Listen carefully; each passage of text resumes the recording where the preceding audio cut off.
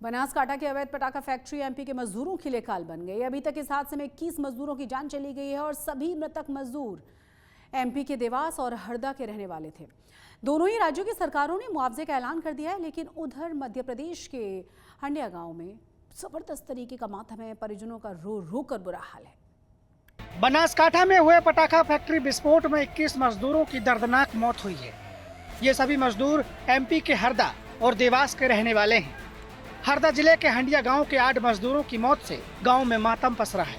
ये मजदूर परिवार का पेट पालने गुजरात में काम करने गए थे, लेकिन गुजरात से ऐसे वापस आएंगे कभी सोचा नहीं था।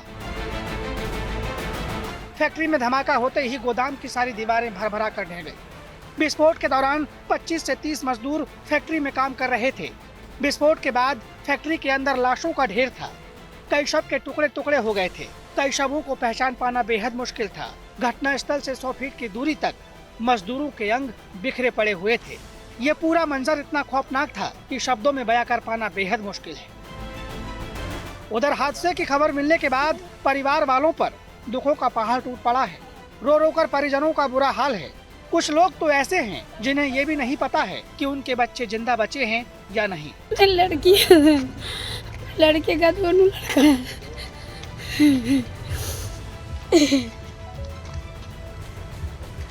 वो आधार कार्ड की बता देने। ये लड़का छोटा बच्चा भी था। छोटा बच्चा है, बड़ा।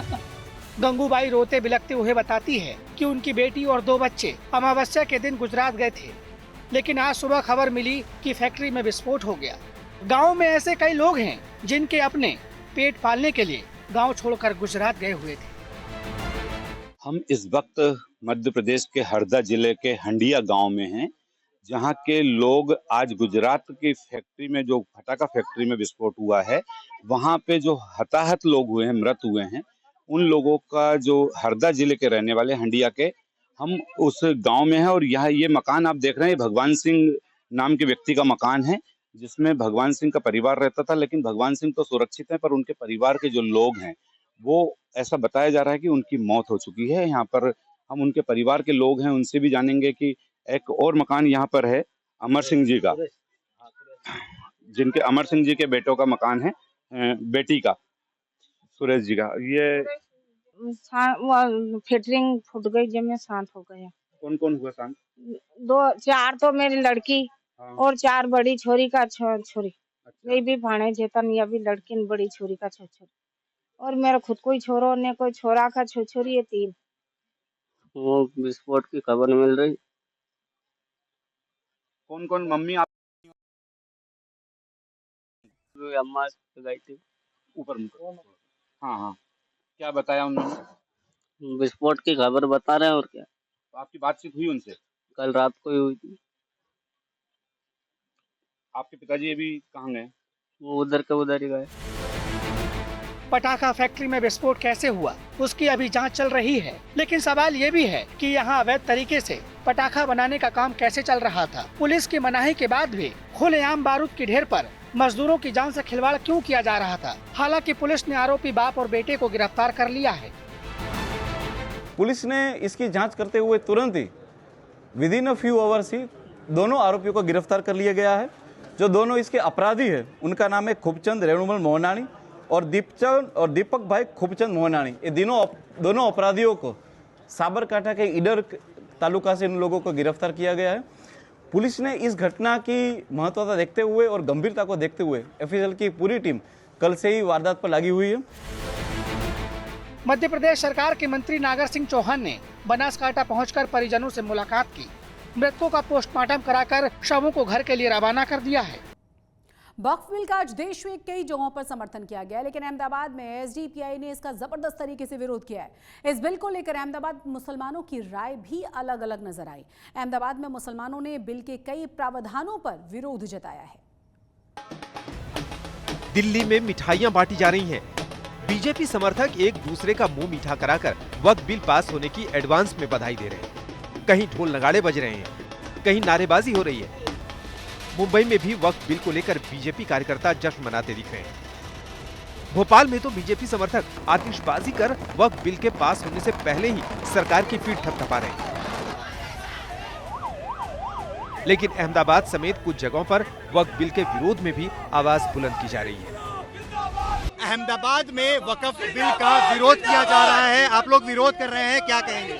सबसे पहले तो हम लोग इस वक्फ बिल को कभी भी कबूल नहीं करेंगे। वक्फ बिल जो है वो गैर संवैधानिक है और ये मुसलमानों को निशाना बनाया जा रहा है। क्या वजह है आप सपोर्ट नहीं करोगे? क्योंकि सरकार के कुछ पक्ष जो पहले विरोध कर रहे थे अब सपोर्ट में उतर चुके हैं। सरकार के पक्ष ये वही लोग हैं जो सरकार के साथ पहले से थे।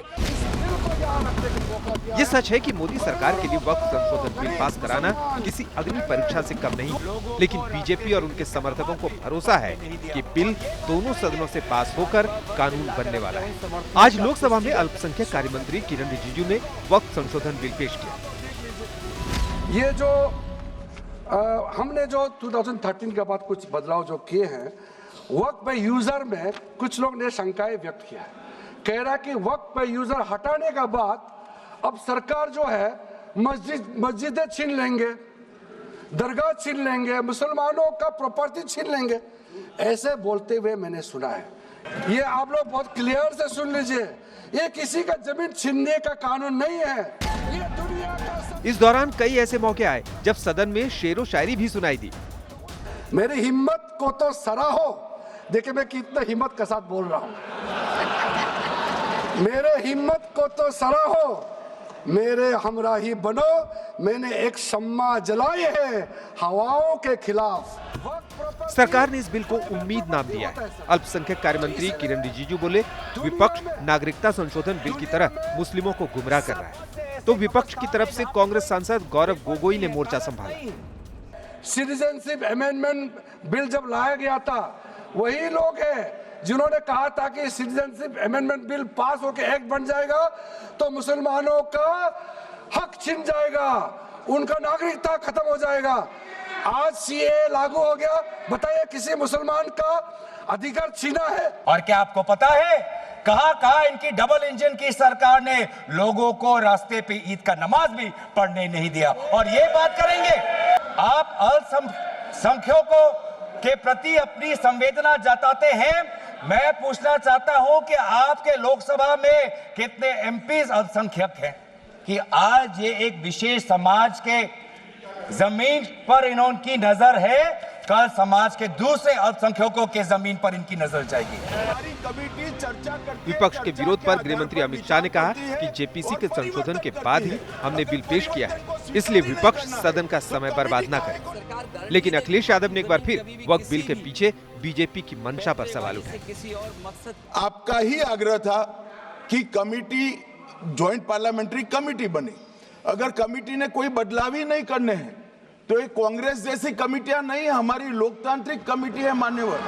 कि वक्फ की जमीन से बड़ा मुद्दा वो जमीन है जिस पर चीन ने अपने गांव बसा लिए हैं, लेकिन कोई बाहरी खतरे पर सवाल बवाल न करे, इसलिए ये बिल लाया जा रहा है। सदस्यों में से 12-13 लोकसभा में कभी गर्मा गर्म बहस हुई तो कुछ मौके ऐसे भी आए जब हंसी मजाक में एक दूसरे पर नेता तंज कसते दिखे। देखिए राष्ट्रीय अध्यक्ष को लेकर अखिलेश यादव और अमित शाह में कैसे व्यंग बाण चले। नहीं बदल सकता। जो पार्टी ये कहती हो कि दुनिया की सबसे बड़ी पार्टी है, अध्यक्ष महोदय वो अपना राष्ट्रीय अध्यक्ष नहीं चुन पाए अभी तक। मैं कह देता हूं अभी 25 साल तक आप अध्यक्ष हो जाओ, नहीं बदल सकता। अब कल राज्यसभा में ये बिल पेश होना है। अगर दोनों सदनों में बिल पास हो गया तो उसके बाद बिल को राष्ट्रपति के पास भेजा जाएगा। उनकी मंजूरी के बाद ये बिल कानून की शक्ल ले लेगा। आज तक लेकिन सेक्शन 104 यही कहता है कि कोई भी मेहनत का रंग गाढ़ा ही नहीं बल्कि खूब चमकता दमकता भी है, फिर वो चाहे फल चमचमाती हुई कारों के रूप में ही क्यों न मिले। जी हाँ, खेड़ा के एक कारोबारी ने टारगेट पूरा करने पर अपने कर्मचारियों को कारें गिफ्ट की हैं।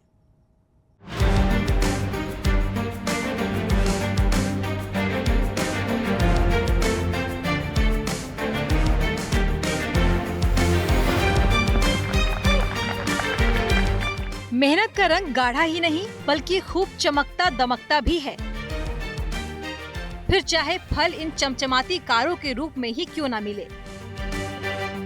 अहमदाबाद के खेड़ा में एक ज्वेलरी कंपनी का खास प्रोग्राम, और ऐसे में सीनियर कर्मचारियों को चमचमाती कारों का तोहफा मिलना वाकई में उनके लिए एक खूबसूरत और यादगार पल रहा। कंपनी मालिक ने जब अपने सीनियर कर्मचारियों को उनके काम को सलाम करते हुए कार तोहफे के रूप में दी तो उनकी खुशी का ठिकाना नहीं था। मुझे बहुत खुशी मिल रही है कि आज इतने साल की मेहनत जो है वो रंग लाई है, और हमारे ओनर ने हमको इतना, हमारी मेहनत के उस पर हमको इतना सुंदर गिफ्ट दिया है और हमारे लिए इतना सोचा है, उस बात को लेके हम बहुत खुश हैं। मैं केके ज्वेल्स में 2009 से काम करती हूँ, पर मुझे फीलिंग ऐसा हो रहा है कि जैसे मैं अपने घर में ही सब कर रही हूँ। मुझे ऐसा कभी फील नहीं हुआ कि मैं एक एम्प्लॉई की तरह काम कर रही हूँ। घर जैसा फीलिंग है, माहौल भी घर जैसा है, और कोई ऐसे बर्डन नहीं है काम का। खुशी खुशी हम काम करते हैं टीम वर्क से। मैसेज तो वही देना चाहूँगी कि हर जन्म मुझे केके ज्वेल्स जैसा परिवार मिले। महिंद्रा XUV 700, टोयोटा इनोवा, ऐसी कई और लग्जरियस गाड़ियों को कंपनी ने 200 करोड़ रुपए का टर्नओवर हासिल करने की खुशी में अपने वरिष्ठ कर्मचारियों को सौंपा। बताया जा रहा है कि काबरा ज्वेल्स के मालिक कैलाश काबरा ने उन 12 सीनियर एम्प्लॉइज को सम्मानित किया जिन्होंने उनकी कंपनी को कामयाबी के शिखर तक पहुंचाने में अहम भूमिका अदा की। हमारी कंपनी का स्थापन हुआ था 2006 में, तब हमने 12 लोगों से ये कंपनी शुरू करी थी। हमारा पहला शोरूम था। आज हमारे अहमदाबाद शहर में 7 शोरूम है और हमने इस साल हमारी कंपनी ने 200 करोड़ का टर्नओवर अचीव किया है। उस खुशी में आज हम हमारे सबसे पहले जो हमारी कंपनी में जुड़े थे स्टाफ मेंबर्स, उनको 12 गाड़ियाँ गिफ्ट कर रहे हैं। ये आइडिया हमारी डायमंड इंडस्ट्री के एक बहुत ही वेल नोन फिलैंथ्रोपिस्ट श्री सौजी भाई ढोलक किया। ये आइडिया मैंने उनका देखा था, उन्होंने बहुत सालों पहले 800 गाड़ियाँ अपने एम्प्लॉयज़ को गिफ्ट करी थी। तो हमने भी सोचा कि हमें हमारे लिए खुद के लिए महंगी गाड़ी खरीदने की बजाय, जैसे हम चाहते थे हमारे लिए BMW ऑडी गाड़ी ले सकते थे, मर्सिडीज़ पर हमने डिसाइड किया नहीं, सबसे पहले हम हमारे जो मेंबर्स हैं उनको थैंक यू बोलेंगे ये गाड़ी गिफ्ट करके। वाकई में ज्वेलरी कंपनी के मालिक का अपनी टीम की मेहनत, उनकी निष्ठा और समर्पण को सलाम करने का ये तरीका चौंकाने वाला है। खेड़ा से हिताली शाह के साथ आज तक ब्यूरो। देश की तरक्की के नए रास्ते पर ले जाने के लिए बुलेट ट्रेन प्रोजेक्ट पूरी रफ्तार के साथ चल रहा है। बुलेट ट्रेन के आने से विकास को तो पंख लगेंगे ही। फिलहाल बुलेट ट्रेन प्रोजेक्ट ने गुजरात के खेड़ा जिले की तकदीर को बदल दिया है। यहाँ के भूमेल गांव के किसानों की मुआवजे की मोटी रकम उन्हें मिली है, जिससे कि उनकी जिंदगी बदल गई है। लोग लखपति बन गए हैं। किसी को मुआवजे के तौर पर करोड़ों की रकम मिली है।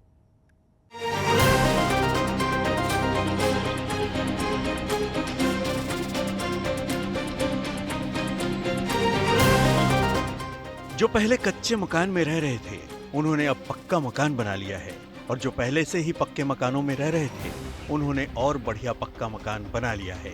ये हकीकत है गुजरात के खेड़ा जिले के किसानों की, जिनके लिए बुलेट ट्रेन परियोजना विकास और खुशहाली की सौगात लेकर आई है। इस परियोजना ने किसी को लखपति तो किसी को करोड़पति बना दिया है।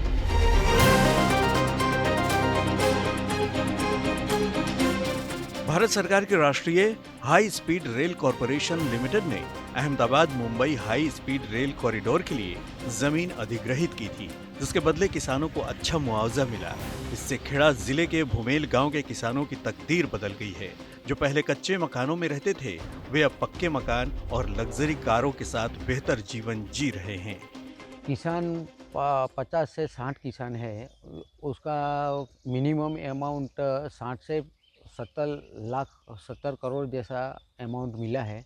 और फ़ायदा तो जो क्या बोले, अभी तो प्रोग्रेस चालू ही है, उसका कामकाज चल रहा है। जिसको जैसे मिल रहा है ऐसे ऐसे पैसा सबको मिल रहा है। खेड़ा जिले में अहमदाबाद से नाडियाड तक बुलेट ट्रेन परियोजना के लिए कितनी जमीन अधिग्रहित की गई, इसका सटीक आंकड़ा तो उपलब्ध नहीं है, लेकिन पूरे गुजरात में इस परियोजना के लिए 951.14 हेक्टेयर जमीन ली गई है। इसमें भूमेल गांव भी शामिल है, जहां 50 से 60 किसानों की जमीन अधिग्रहित की गई और मुआवजे के तौर पर लाखों से लेकर करोड़ों तक की रकम किसानों को दिए गए। पीनल पटेल की तरह ही किसान कनुभाई परमार से सरकार ने जमीन अधिग्रहित की, जिसका उन्हें भी बेहद अच्छा मुआवजा मिला है। लगभग 25 गुंठा જેવી જમીન ટોટલ ગઈ છે, એમાં ચકલાસી અને બુમેલ 2 વિસ્તાર આવે છે અને એમાં અમને વળતર જે જંત્રી પ્રમાણે હતું તે મળી ગયું છે અને મકાન અમારા 3 મકાન હતા, 2 ભત્રીજાના હતા, એક મારું પોતાનું મકાન હતું, એના બી અમને પૈસા વળતર આપી દીધું છે. જમીનના કેટલા રૂપિયા મળ્યા અને મકાનના કેટલા રૂપિયા મળ્યા? જમીનના ચકલાસી વિસ્તારમાં 6.5 લાખ રૂપિયા મળ્યા અને બુમેલમાં 24 લાખ રૂપિયા જેવું મળ્યું અને મકાનના એક મકાનના 15 લાખ રૂપિયા લેખે અમને વળતર ચૂકવ્યું છે. विकास की बड़ी परियोजनाएं ठीक तरीके से धरातल पर उतारी जाएं तो इलाके की तकदीर किस कदर बदल जाती है। भुमेल गांव और इस गांव में रहने वाले लोगों की आर्थिक तरक्की और जिंदगी में आए बदलाव को देखकर सहज अंदाजा लगाया जा सकता है। खेड़ा से हिताली शाह के साथ ब्यूरो रिपोर्ट। आज तक गुजरात के स्पेशल बुलेटिन में आज के लिए बस इतना ही, लेकिन देश और दुनिया की तमाम बड़ी और अहम खबरों के लिए आप देखते रहिए आज तक।